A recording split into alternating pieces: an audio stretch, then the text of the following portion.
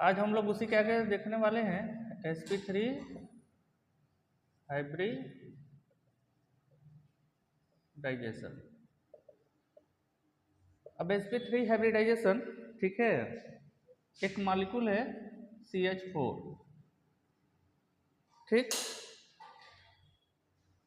Carbon की valence, carbon का atomic number, इसमें कार्बन का एटॉमिक नंबर या ये कह लीजिए परमाणु क्रमांक इसमें कितना है, 6 है। जब 6 है तो इसका इलेक्ट्रॉन कॉन्फ़िगरेशन क्या होगा, 1s2 2s2 2p2। देखो कार्बन का जो इलेक्ट्रॉनिक कॉन्फ़िगरेशन है, इलेक्ट्रॉनिक विन्यास है, वो क्या है, 1s2 2s2 और 2p2। अगर इसके वैलेंस सेल के स्ट्रक्चर को देखें, संयोजी कक्षा के विन्यास को देखें, तो 2s में कितना इलेक्ट्रॉन है, 2, और 2p में कितना इलेक्ट्रॉन है, 2। इस कार्बन ने कितने बॉन्ड बना रखे हैं, 4 बॉन्ड बना रखे हैं। तो एटलीस्ट इस कार्बन के पास कितने अनपेयर्ड इलेक्ट्रॉन होने चाहिए, एक ग्राउंड स्टेट में है। तो होता क्या है कि एक इलेक्ट्रॉन इसमें से जंप करके 2p ऑर्बिटल में शिफ्ट हो जाएगा, 2p कक्षक में।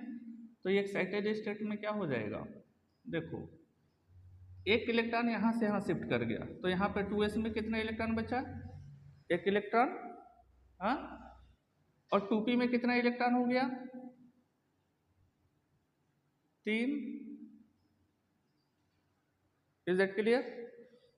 4 हाइड्रोजन 4 अनपेयर्ड इलेक्ट्रॉन, 4 हाइड्रोजन 4 अयुग्मित इलेक्ट्रॉन। एक एक हाइड्रोजन क्या करेगा, बॉन्डिंग कर लेगा, एक एक हाइड्रोजन बॉन्डिंग कर लेगा, और ये आपस में क्या हो जाएंगे, ऑर्बिटल, कक्षक, हाइब्रिडाइज, ठीक है ना, संकरित हो जाएंगे। तो इसका हाइब्रिडाइजेशन क्या हो जाएगा, हाइब्रिडाइजेशन हो जाएगा इसका sp3। हाइब्रिडेशन इसका क्या होगा, sp3, ठीक। अच्छा, इसका शेप क्या होगा, sp3 का जो शेप होता है वो होता है टेट्राहेड्रल, टेट्राहेड्रल। और बॉन्ड एंगल कितना होता है,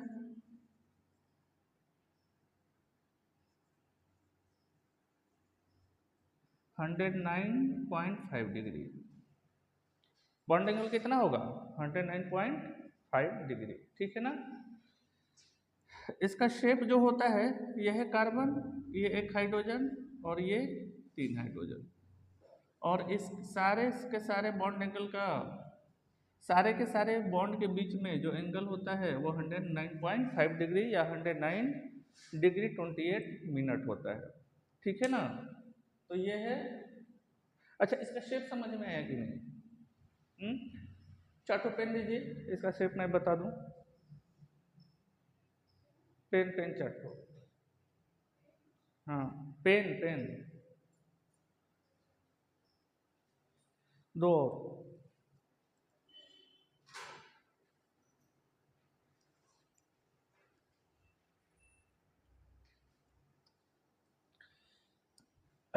देखिए ये हमारा बीच में क्या हो गया, कार्बन, बीच में क्या हो गया, कार्बन, और ये 4 हाइड्रोजन के बॉन्ड, एक हाइड्रोजन यहाँ पर, एक हाइड्रोजन यहाँ पर, एक हाइड्रोजन यहाँ पर, एक हाइड्रोजन यहाँ पर। अगर इसको 3 डायमेंशनली देखें, इसको कहाँ देखें, 3 डायमेंशनली, तो इसका स्ट्रक्चर कुछ ऐसे दिखता है, इसका स्ट्रक्चर ऐसे दिखता है, ठीक है ना। ये 2 बॉन्ड आपकी तरफ, ये एक ऊपर की तरफ और एक ये पीछे की तरफ, ठीक है। अगर इसको इस बोर्ड पे रखें तो 3 बॉन्ड तो इस बोर्ड पे आ जाएंगे, लेकिन एक बॉन्ड उस बोर्ड के बाहर चला जाएगा, ठीक है ना। सॉरी, 2 बॉन्ड बोर्ड पे आएंगे, एक बॉन्ड इस साइड और एक बॉन्ड पीछे के साइड में क्या हो जाएगा, बाहर निकल जाएगा। तो इसका 3 डायमेंशनल स्ट्रक्चर है, और हर बॉन्ड के बीच में जो बॉन्ड एंगल होता है वो कितना होता है, 109.5 डिग्री या 109 डिग्री 28 मिनट। क्लियर है। तो ये हमारा क्या है, sp3 हाइब्रिडाइजेशन, नोट करिए इसको।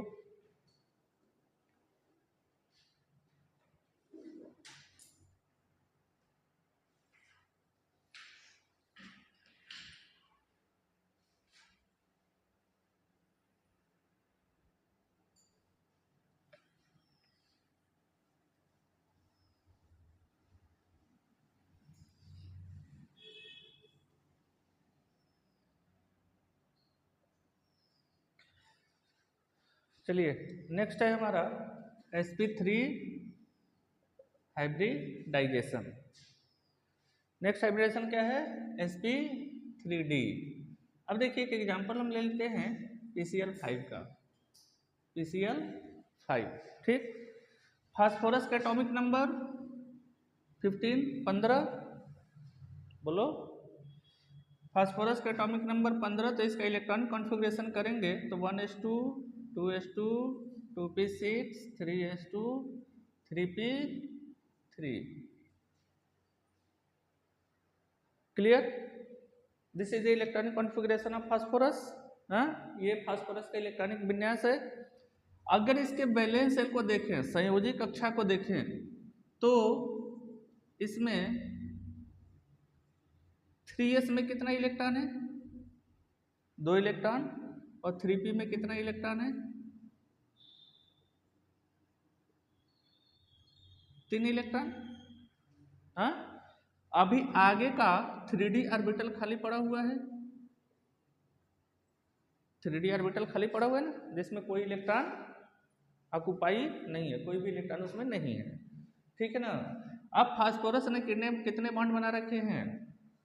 5 बॉन्ड। तो कम से कम इस फास्फोरस के पास 5 अनपेयर्ड इलेक्ट्रॉन होने चाहिए। ठीक है ना।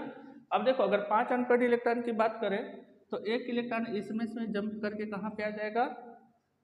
3d में। तो एक्साइटेड स्टेट हो गया, तो ये क्या हो जाएगा? 3s 1 electron,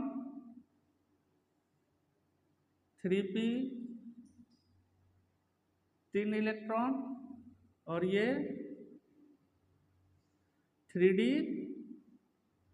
1 electron. 5 हो गए। और ये आपस में क्या हो जाएंगे? हाइब्रिडाइज हो जाएंगे।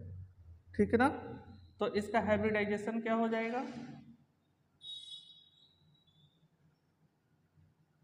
एक S 3p और एक D, sp3d। ठीक है। एक क्लोरीन क्या होगा? इससे बॉन्डिंग करेगा, एक क्लोरीन इससे बॉन्डिंग करेगा, एक क्लोरीन इससे, एक क्लोरीन इससे, और एक क्लोरीन इससे। ठीक। अच्छा देखो, 5 बॉन्ड को मैक्सिमम डिस्टेंस पे अरेंज करना है। ठीक है ना। तो इसका शेप क्या हो जाएगा? 5 बॉन्ड को मैक्सिमम डिस्टेंस पे अरेंज करने के लिए देखो, ये फास्फोरस, ठीक है, एक क्लोरीन ये, दूसरा क्लोरीन ये, तीसरा क्लोरीन ये। ठीक है। इसको मिला दो तो ये हो जाएगा हमारा ट्राइगोनल प्लेनर। 3 हो गए। एक इसके ऊपर क्लोरीन और एक इसके नीचे। हाँ, तो ये है ट्राइगोनल पिरामिडल। अगर इसको इससे, इसको इससे, इसको इससे मिला दे तो एक पिरामिड ऊपर तैयार हो जाएगा और एक पिरामिड नीचे तैयार हो जाएगा। तो इसको जो नाम हम देते हैं, that is the trigonal pyramidal, trigonal bi pyramidal, trigonal bi pyramidal. ठीक है ना। अच्छा देखो, इसमें 2 तरह की बॉन्ड एंगल होते हैं। अगर बॉन्ड एंगल की बात करें तो इसमें कितने तरह के बॉन्ड एंगल होते हैं? 2 तरह के बॉन्ड एंगल होते हैं। ठीक है ना। देखो, इस वाले बॉन्ड को, इन तीनों बॉन्डों को बोलते हैं इक्वेटोरियल बॉन्ड। इन तीनों बॉन्ड को क्या बोलते हैं? Equatorial bond. और ये इस बॉन्ड को बोलते हैं एक्सियल बॉन्ड, एक्सियल बॉन्ड। ठीक है। इस बॉन्ड को जो ऊपर नीचे है उसको बोलेंगे एक्सियल बॉन्ड, और ये जो बॉन्ड है, ठीक है ना, इस बॉन्ड को बोलेंगे इक्वेटोरियल बॉन्ड। अब देखिए एक्सियल और इक्वेटोरियल बॉन्ड को समझिए। ये जो हमारा ट्राइगोनल प्लेनर स्ट्रक्चर है, अगर इस ट्राइगन को, इस त्रिभुज को उठा करके हम इस किस पे रख दें? इस बोर्ड पे रख दें, तो इसको तीनों बॉन्ड कहाँ आ जाएंगे? बोर्ड पे आ जाएंगे। एक बॉन्ड इस बोर्ड के बाहर ऐसे निकला होगा और एक बॉन्ड इस बोर्ड के पीछे, इस वाले क्लोरीन का और इस वाले क्लोरीन का। हाँ, तो जो बॉन्ड बोर्ड पे है उसको बोलेंगे इक्वेटोरियल बॉन्ड, और जो बॉन्ड बोर्ड से बाहर निकला हुआ है उस बॉन्ड को क्या बोलेंगे? Axial bond. ठीक है ना। देखो होता क्या है कि इक्वेटोरियल के बीच का जो बॉन्ड एंगल होता है वो होता है 120 डिग्री। इक्वेटोरियल बॉन्ड के बीच की अगर बात करें तो इक्वेटोरियल बॉन्ड के बीच का जो एंगल होता है 120 डिग्री, और एक्सियल और इक्वेटोरियल के बीच का जो बॉन्ड एंगल होता है वो होता है 90 डिग्री। तो दो तरह के बॉन्ड एंगल होते हैं। इक्वेटोरियल बॉन्ड के बीच में 120, एक्सियल और इक्वेटोरियल के बीच में 90 डिग्री। तो यहाँ पे बॉन्ड एंगल होते हैं दो तरह के, 120 डिग्री। बोलिए ये कौन सा है? Equatorial bond angle, equatorial bond angle. और दूसरा क्या होता है? 90 डिग्री। किसके किसके बीच में? एक्सियल इक्वेटोरियल के बीच में, एक्सियल इक्वेटोरियल के बीच में। समझ आइए? हाँ, नोट करिए इसको।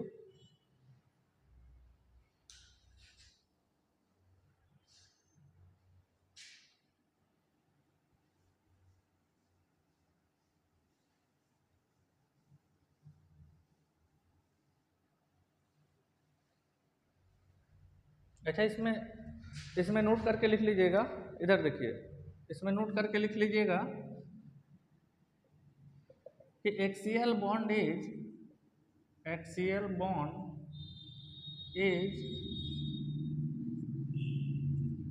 longer than equatorial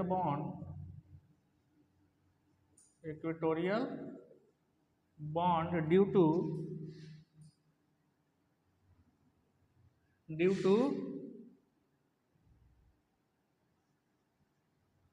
bond pair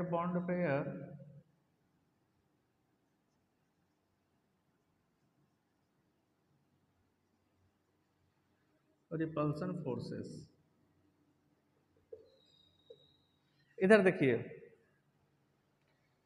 ये बॉन्ड पेयर इलेक्ट्रॉन और बॉन्ड पेयर इलेक्ट्रॉन के बीच में, मतलब कि एक्सियल बॉन्ड का जो इलेक्ट्रॉन है और जो इक्वेटोरियल बॉन्ड का इलेक्ट्रॉन है उसके बीच में क्या होता है? रिपल्सन फोर्स लगने लगता है, जिसकी वजह से ये जो एक्सियल बॉन्ड की लेंथ है वो थोड़ी सी क्या हो जाती है? बढ़ जाती है। ठीक है ना। तो एक्सियल बॉन्ड जो इसमें होता है विद इक्वेटोरियल बॉन्ड से क्या होता है? ज़्यादा लंगर होता है, इसकी लेंथ ज़्यादा होती है। ठीक है ना।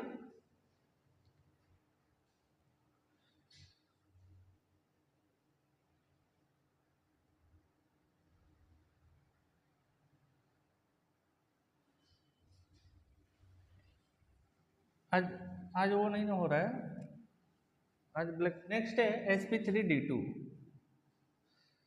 नेक्स्ट जो हमारा हाइब्रिडाइजेशन है वो क्या है? sp3d2। तो देखो sp3d2 हाइब्रिडाइजेशन में अगर बात करें तो sp3d2 hybridization is shown by SF6। Example इसका क्या है? SF6। आप लोग करोगे इसको, खुद से करो। सल्फर का एटॉमिक नंबर 16, इसका परमाणु क्रमांक कितना होता है? 16 होता है। खुद से करके दिखाओ तो।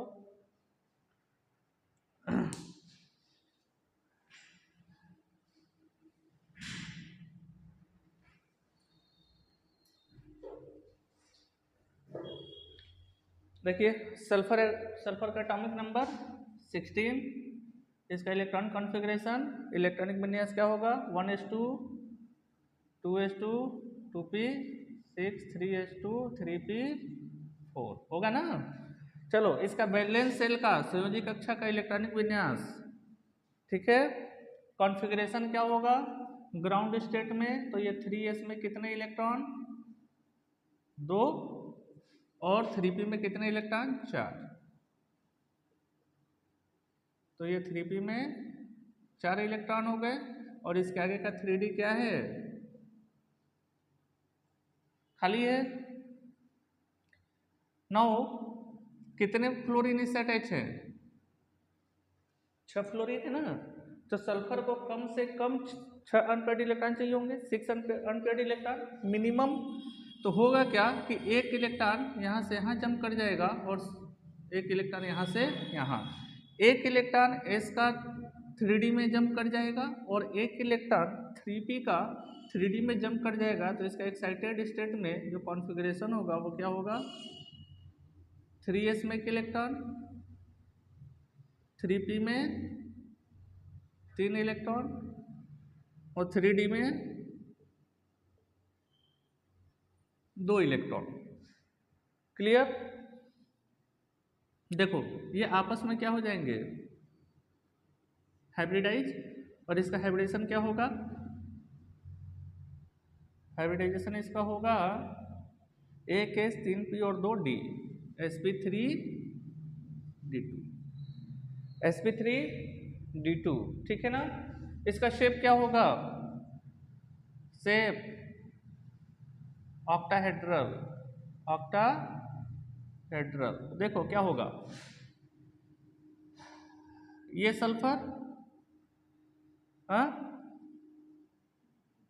और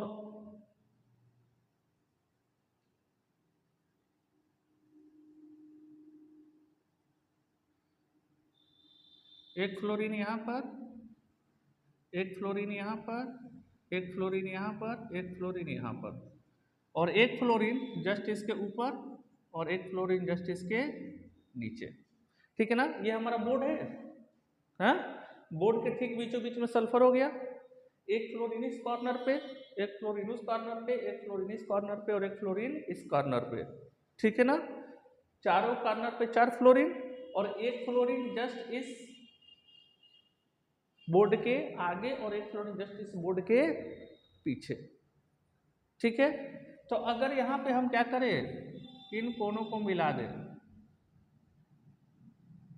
बोलो, तो एक टेट्राहेड्रल ऊपर तैयार हो गया और एक टेट्राहेड्रल नीचे तैयार हो गया ना। तो दिस इज ऑक्टाहेड्रल, ठीक है ना। जैसे पिरामिड दिखता है ना, उसी तरह से एक पिरामिड ऊपर और एक पिरामिड नीचे, इसको क्या बोलेंगे, ऑक्टाहेड्रल, ठीक है। अच्छा, इसका बॉन्ड एंगल की बात करें, हाँ, तो देखो अगर बॉन्ड एंगल की बात करें तो ये हमारा इक्विटोरियल बॉन्ड, जैसे कि मैं पीछे इक्विटोरियल बॉन्ड और इसके ऊपर एक्सियल बॉन्ड, एक्सियल बॉन्ड। इस बोर्ड के ऊपर चारों कोनों पे जो बॉन्ड होंगे वो क्या होंगे, इक्विटोरियल, और इस बोर्ड के बाहर जो बॉन्ड होंगे दैट इज द एक्सियल, ठीक है ना। इसमें सारे के सारे ये भी 90 डिग्री और ये भी 90 डिग्री, तो इसमें सारे जो बॉन्ड एंगल होते हैं वो क्या होते हैं, 90 डिग्री के होते हैं। बॉन्ड एंगल क्या होते हैं, 90 डिग्री के होते हैं सब के सब। Is that clear? चलिए छाप लीजिए।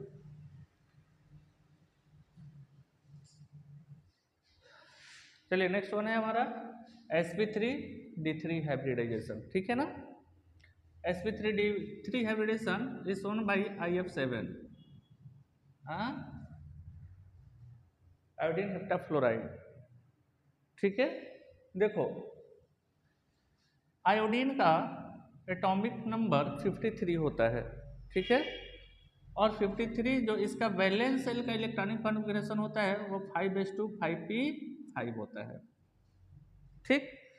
वैलेंस सेल का इलेक्ट्रॉनिक कॉन्फ़िगरेशन कितना होगा, 5s2 5p5। कहीं भी जरूरत पड़ती है तो वैलेंस सेल संयोजी कक्षा के इलेक्ट्रॉनिक विन्यास की जरूरत पड़ती है, इलेक्ट्रॉनिक कॉन्फ़िगरेशन की जरूरत पड़ती है।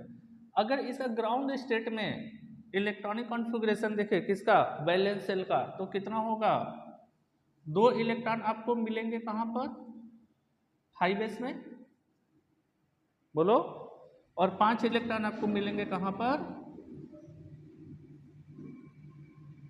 हाई पी में,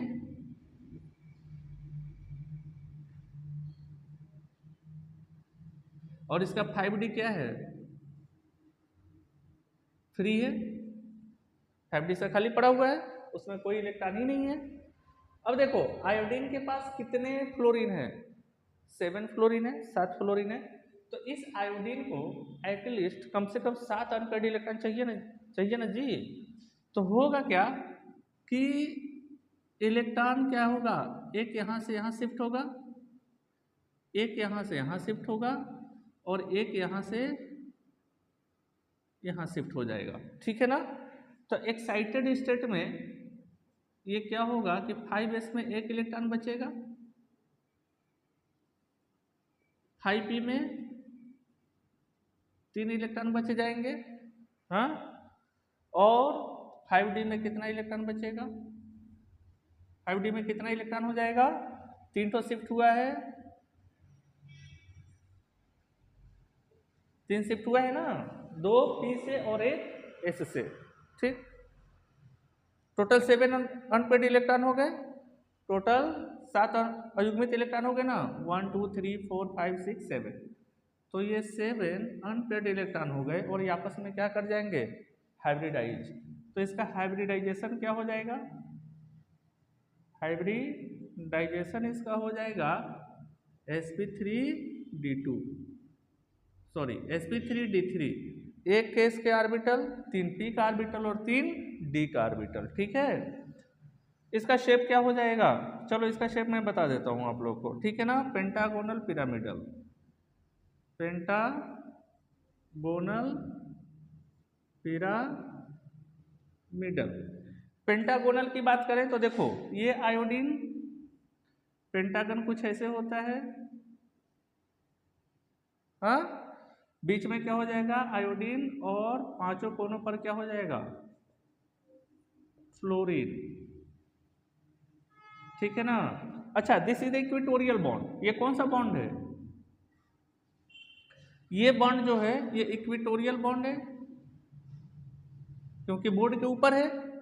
एक बॉन्ड इसके ऊपर होगा और एक बॉन्ड इसके पीछे होगा, तो एक्सियल बॉन्ड अभी बाकी है। अच्छा देखो यहाँ पे कितने आपको बॉन्ड एंगल दिख रहे हैं, 5 एंगल दिख रहे हैं ना, 1 2 3 4 5, हाँ। तो इन बॉन्ड के बीच में एंगल कितना होगा, तो देखो टोटल अगर हम पूरा घूम जाएं, अगर एक सर्किल पूरा कर लें तो 360 डिग्री एंगल होगा, हाँ। अब इस 360 डिग्री को 5 इक्वल पार्ट्स में क्या करेंगे, डिवाइड करेंगे, तो इनके बीच का जो बॉन्ड एंगल होगा वो कितना आ जाएगा, 72 डिग्री। 360 को 5 से डिवाइड करेंगे तो कितना आएगा, 72 डिग्री। क्लियर है ना। तो देखो इक्वेटोरियल बॉन्ड के बीच का जो बॉन्ड लेंथ है वो कितना है, 72 डिग्री, बोलो। और एक बॉन्ड इसके ऊपर होगा इक्वेटोरियल वाला, एक्सियल वाला, और एक बॉन्ड इसके नीचे होगा एक्सियल वाला। तो इक्वेटोरियल और एक्सियल के बीच में जो बॉन्ड एंगल हमारा होगा वो कितना होगा, ये वाला 90 डिग्री। तो दो तरह के इसमें बॉन्ड एंगल आपको देखने को मिलेंगे, एक तो मिलेगा कितना, 72 डिग्री, किसके किसके बीच में, इक्वेटोरियल के बीच में, और एक 90 डिग्री का एक्सियल और इक्वेटोरियल के बीच में। क्लियर है ना। तो दो तरीके का बॉन्ड एंगल आपको इसमें देखने को मिलेगा, ठीक है ना। तो बॉन्ड एंगल इसमें कितना होगा, 72 डिग्री, किसके किसके बीच में, इक्वेटोरियल के बीच में। और दूसरा होगा क्या, 90 डिग्री, किसके किसके बीच में, इक्वेटोरियल और एक्सियल के बीच में। क्लियर है, छापिए इसको। यहाँ पूरा नीचे तक दिख रहा है ना, वीडियो में आ रहा है ना।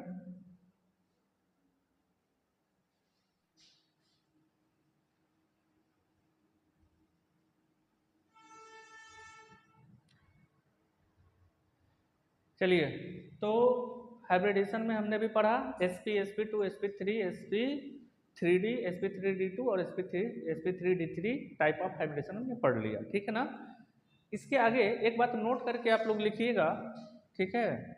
नोट करके लिखिए कि pi bond do not participate in hybridization. Pi bond do not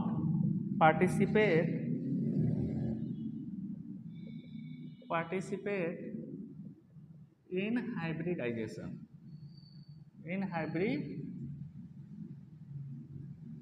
digestion, इसी में आगे लिख लीजिएगा कि मल्टीपल बॉन्ड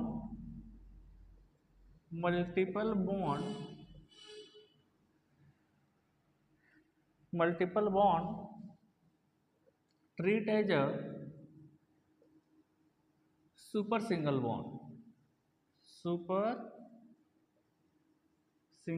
बॉन्ड। अभी हम लोग इसको डिटेल में पढ़ते हैं, ठीक है ना। जब इसको एक बार डिटेल में पढ़ लेंगे तो हमेशा शॉर्टकट आपको बता देंगे कि हम हाइब्रिडेशन आसानी से कैसे फाइंड आउट कर सकते हैं, ठीक है ना। फर्स्ट पॉइंट, नेक्स्ट पॉइंट क्या लिखेंगे कि lone pair electron participate in hybridisation,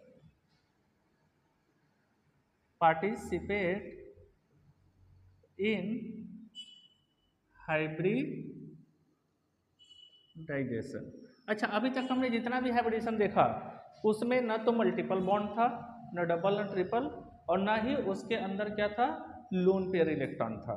तो ऐसे मॉलिक्यूल जिसके अंदर मल्टीपल बॉन्ड हो, ठीक है ना, डबल या ट्रिपल बॉन्ड हो, ठीक है ना, और ऐसे मॉलिक्यूल जिसके अंदर लोन पेयर इलेक्ट्रॉन हो, तो उसका हाइब्रिडाइजेशन कैसे फाइंड आउट करेंगे हम यहाँ पर देखते हैं, ठीक है ना।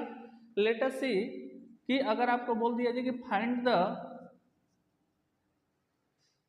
हाइब्रिडाइजेशन ऑफ कार्बन डाइऑक्साइड, चलो क्वेश्चन ही लिख लो, तो find the hybridisation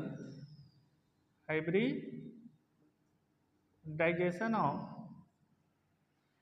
carbon dioxide and it's shape.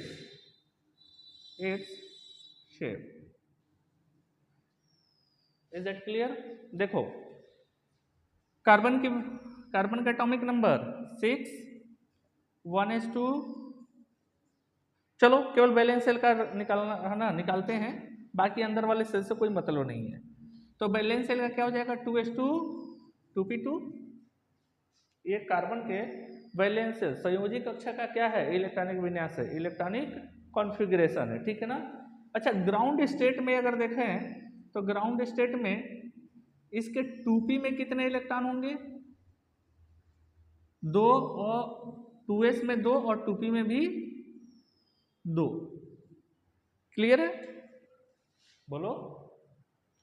अच्छा, इस कार्बन के साथ कितने ऑक्सीजन है, 2। ऑक्सीजन की वैलेंसी कितनी होती है, 2। एक ऑक्सीजन की वैलेंसी 2, यानी 2 ऑक्सीजन के लिए कार्बन के पास एटलीस्ट 4 अनपेयर्ड इलेक्ट्रॉन होने चाहिए। 2 ऑक्सीजन के लिए कार्बन के पास एटलीस्ट 4 अनपेयर्ड इलेक्ट्रॉन होने चाहिए। क्यों? क्योंकि कार्बन की वैलेंसी संयोजकता कितनी होती है, 2 होती है, यानी एक ऑक्सीजन 2 बॉन्ड बनाता है, और 2 बॉन्ड बनाने के लिए उसको 2 अनपेयर्ड इलेक्ट्रॉन चाहिए होगा, ठीक है ना। चलिए देखते हैं तो आगे फिर इसमें क्या होगा।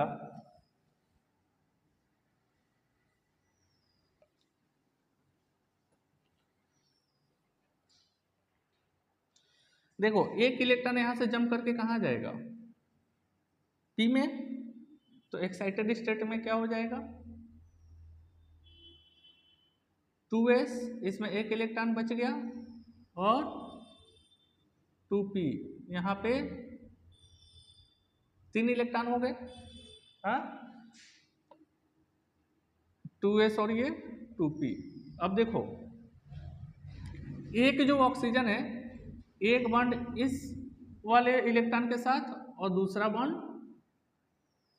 इस वाले इलेक्ट्रॉन के साथ, ठीक। ये जो ऑक्सीजन है, एक बॉन्ड इस इलेक्ट्रॉन के साथ, एक बॉन्ड इस इलेक्ट्रॉन के साथ। क्लियर है? अच्छा देखो, हुआ जब एक ही एटम एक से ज्यादा बॉन्ड बनाए, तो मैं आपको बता चुका हूं बीबीटी मैं आपको बता चुका हूं कि उसमें से एक बॉन्ड सिग्मा होगा, बाकी दूसरा पाई होगा। अगर कोई एटम एक से ज्यादा बॉन्ड बनाता है, मल्टीपल बॉन्ड बनाते हैं, तो उसमें क्या होता है, एक सिग्मा होता है, बाकी सबके सब पाई बॉन्ड होते हैं। तो इस ऑक्सीजन में एक सिग्मा एक पाई, इसमें एक सिग्मा और एक पाई। पाई बॉन्ड तो हाइब्रिडेशन में पार्टिसिपेट करता नहीं है, पार्टिसिपेट कौन करेगा, केवल सिग्मा बॉन्ड। तो जब सिग्मा बॉन्ड केवल पार्टिसिपेट करेगा तो इस पर्टिकुलर का हाइब्रिडाइजेशन हो जाएगा एक एस और एक पी, sp। हाइब्रिडेशन क्या हो जाएगा? कार्बन डाइऑक्साइड का sp। और sp का शेप क्या होता है? बोलो जल्दी। लीनियर, पढ़े नहीं हो आप लोग? बॉन्ड एंगल कितना होगा?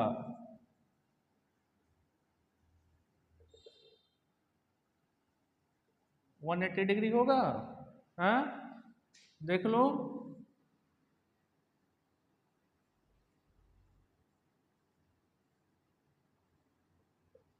One 180 degree. ठीक, SO3 का निकालो सब लोग।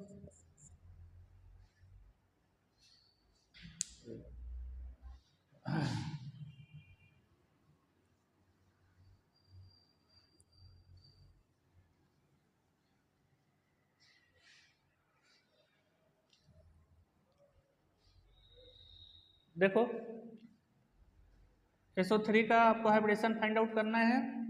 सल्फर का एटॉमिक नंबर 16 और इसका वैलेंस शेल का इलेक्ट्रॉनिक कॉन्फ़िगरेशन 3s2 3p4। हाँ, चलो ग्राउंड स्टेट में देख लो तो इसके वैलेंस शेल में 3s में 2 इलेक्ट्रॉन ऑक्यूपाई कर रहा है और 3p में ग्राउंड स्टेट में 4 इलेक्ट्रॉन क्या कर रहा है? ऑक्यूपाई कर रहा है। ठीक है ना? इस सल्फर के साथ 3 ऑक्सीजन। इट मीन्स कि दिस, ये जो सल्फर है, this sulphur must have 6 unpaired electron with itself. इस सल्फर के पास कम से कम 6 अनपेयर्ड इलेक्ट्रॉन होने चाहिए, लेकिन है कितना यहाँ पे? 2 ग्राउंड स्टेट में। लेकिन एक अच्छी बात यह है सल्फर के पास, सॉरी सल्फर के साथ, कि इसका 3d ऑर्बिटल भी क्या है? अभी फ्री है, भरा हुआ नहीं है। तो होगा क्या कि इसमें से 2 इलेक्ट्रॉन शिफ्ट कर जाएंगे कहाँ? 3d में। तो इसके पास क्या हो जाएगा? 6 इलेक्ट्रॉन हो जाएगा। तो this is the 3s 3p, 3s में 1 इलेक्ट्रॉन, 3p में एक इलेक्ट्रॉन और 3d में 2 इलेक्ट्रॉन। Is that clear? अब देखो, ये ऑक्सीजन इन दोनों से बॉन्डिंग करेगा, ये ऑक्सीजन इन दोनों से बॉन्डिंग करेगा और ये ऑक्सीजन इन दोनों से बॉन्डिंग करेगा। ठीक, ये सिग्मा, ये सिग्मा, ये सिग्मा, ये पाई, ये पाई, ये पाई, है ना? तो जब भी कितने सिग्मा हो गए? 1 2 3 सिग्मा हो गए ना? जब भी हम हाइब्रिडाइजेशन फाइंड आउट करते हैं तो याद रखिएगा कि सिग्मा बॉन्ड के लिए हम कॉन्टिन्यूसली काउंट करते हैं। कितने सिग्मा बॉन्ड है? 1 2 3। तो 3 ऑर्बिटल शुरू से ले लेंगे, 1 2 3। क्या क्या आया? 1 s और 2 p आ गया। क्या आया? 1 s और 2 p। तो इसका हाइब्रिडेशन क्या हो जाएगा? sp2। हाइब्रिडेशन क्या हो जाएगा? sp2। जितने सिग्मा बॉन्ड शुरू से उतने ऑर्बिटल आप काउंट कर लीजिए। जितने सिग्मा बंद है उतने शुरू से आप क्या करेंगे? कक्षकों की गिनती कर लीजिए। तो 1 2 3 क्या आ रहा है? एक s का ऑर्बिटल आ रहा है और 2 p के ऑर्बिटल आ रहे हैं। तो इसका हाइब्रिडेशन क्या हो जाएगा? sp2। अब बताओ sp2 का शेप क्या होता है? Trigonal planar. एकदम शेप तो जबान पे होनी चाहिए। ट्राइगोनल प्लेनर, है ना? जैसे हमारे यूपी बिहार के लड़कों का एकदम टनाटन जलवा है, जबान पे उनके क्या होता है सोच लो। तो उसी तरह से इसका शेप क्या होता है? एकदम जबान पे होनी चाहिए। जबान खुलते शेप का नाम निकल जाए, फलानवा शेप, ठिकनवा ढिकनवा शेप। ठीक है ना? sp sp2 sp3 sp3d sp3d2 sp3d3। ठीक है, ये शेप आपको पता होने चाहिए, ये रेगुलर शेप है। जब कभी कहानी आएगी क्या लोन पेयर की, तो जब आपको ये याद रहेगा तभी उसका एक्चुअल शेप निकाल पाएंगे आप। क्लियर है? नोट करिए इसको।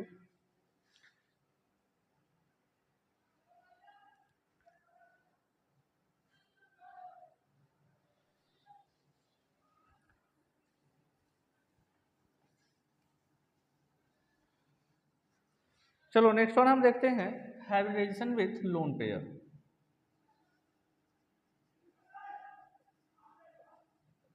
Hybridization with lone pair. Hybridization with lone pair, बंद करिए इसको। हाइब्रिडाइजेशन विथ, देखो हाइब्रिडाइजेशन विथ लोन पेयर। अब ऐसे मॉलिक्यूल जिसके अंदर क्या है, लोन पेयर है, हम उसके हाइब्रिडाइजेशन को कैसे फाइंड आउट करेंगे? क्लियर है? तो देखो अगर आपसे बोल दिया जाए NH3 का क्या करिए, हाइब्रिडेशन निकालिए। NH3 का हाइब्रिडेशन क्या होगा, देख लो। तो नाइट्रोजन का एटॉमिक नंबर 7 और इसके वैलेंस शेल का इलेक्ट्रॉनिक कॉन्फ़िगरेशन 2s2 2p3, ये ना होता है जी। हाँ, संयोजी कक्षा का इलेक्ट्रॉनिक विन्यास नाइट्रोजन का क्या होता है, 2s2 2p3। अच्छा, ग्राउंड स्टेट में देख लो, तो 2s में कितने इलेक्ट्रॉन है, 2 इलेक्ट्रॉन, और 2p में कितने इलेक्ट्रॉन है,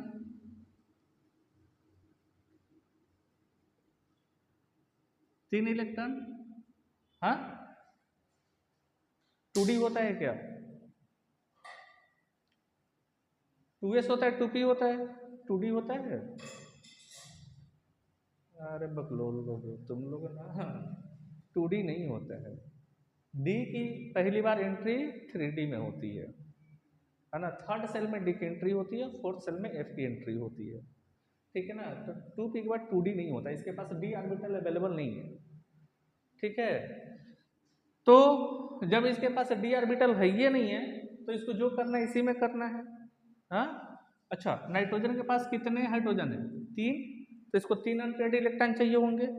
ऑलरेडी इसके पास 3 अनपेयर्ड इलेक्ट्रॉन है, कोई दिक्कत नहीं है, यही इसका क्या हो जाएगा, एक्साइटेड स्टेट हो जाएगा, ठीक है ना। बोलो, 3 हाइड्रोजन क्या होंगे, इन तीनों के साथ बॉन्डिंग कर लेंगे और ये आपस में क्या हो जाएंगे, हाइब्रिडाइज कर जाएंगे। एस तो जरूर रहेगा हर एक हाइब्रिडाइजेशन, बिना एस के हाइब्रिडेशन होता ही नहीं है। एस वो पंडित है जिसके बिना सदी संभव नहीं है हाइब्रिडाइजेशन में, तो एस तो हर जगह रहेगा ही रहेगा। तो इसका हाइब्रिडेशन क्या हो जाएगा, हाइब्रिडाइजेशन 1 एस और 3 पी, क्या हो गया, sp3। बोलो, अच्छा इसका शेप क्या होगा, अब यहीं पे दिमाग लगाना है, शेप और बॉन्ड एंगल में, शेप और बॉन्ड एंगल में, ठीक है ना। शेप इसका क्या होने वाला है, sp3 का हमने बताया था CH4 में शेप क्या होगा, अगर नाइट्रोजन के पास 4 बॉन्ड होते, हाँ, तो इसका शेप होता टेट्राहेड्रल, होता ना जी। लेकिन अब देखो, एक बॉन्ड की जगह यहाँ पे क्या है, लोन पेयर, एक बॉन्ड की जगह क्या है यहाँ पर, लोन पेयर। तो लोन पेयर तो बॉन्ड तो कंसीडर करेंगे नहीं, हम इसको एज इट इज ऐसे क्या करेंगे, छोड़ देंगे, ठीक है ना। अब चूंकि अब इसका शेप कैसा दिख रहा है आपको, इसका शेप कैसा दिख रहा है, दो पेन दो चाटो, तुम लोग की बुद्धि की बलिहारी है, क्या ही बताओगे, दो।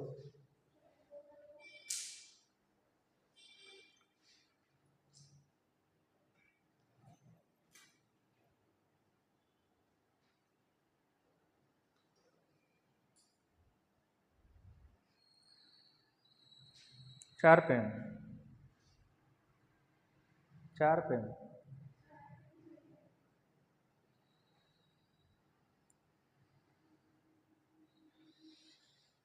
देखो ये हमारा टेट्राहेड्रल का शेप है, जैसा मेथेन में था, CH4 में था, ठीक है ना। मैंने बताया था ना कि बीच में कार्बन और चारों कोनों पर हाइड्रोजन।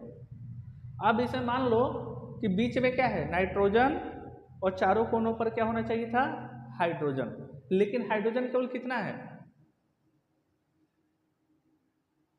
ये हमारा क्या है, sp3 हाइब्रिडेशन का शेप है क्या, टेट्राहेड्रल। अब ये टेट्राहेड्रल चूंकि है, तो बीच में क्या है हमारा, कार्बन, और चारों कोनों पर क्या है, हाइड्रोजन, बट यहाँ पर क्या है, बीच में अगर हम नाइट्रोजन कंसीडर कर ले तो केवल 3 हाइड्रोजन है। किसी भी 3 को रहने देते हैं, एक को हटा लेते हैं। चलिए हम ऊपर वाले को हटा लें। तो ये हमारा शेप कैसा दिख रहा है आपको? पिरामिड टाइप का दिख रहा है ना, ऐसे इसको रख दे तो। लेकिन कौन सा पिरामिड है? Trigonal pyramidal. कौन सा पिरामिडल है?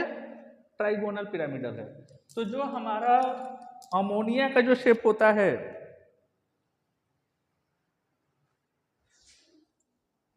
जो अमोनिया का शेप होता है वो क्या होता है? Trigonal pyramidal. ट्राइगोनल पिरामिडल, ठीक है ना? शेप क्या होगा? Trigonal pyramidal. अच्छा, इसके बीच का बॉन्ड एंगल कितना होगा?